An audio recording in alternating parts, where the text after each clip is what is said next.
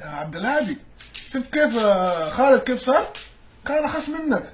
شكله مكينا نادي يا شيخ. نادي نادي مين يا عمي؟ الله يستر عليه يا شيخ. الرجال ذا علومه عنده يا شيخ. لا رونا يهو يا عيال، فكونا من الغيبة، الله يستر على الرجال، مالنا مال الناس.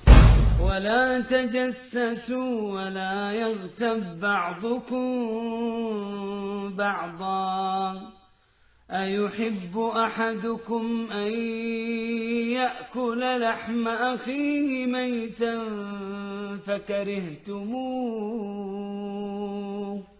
واتقوا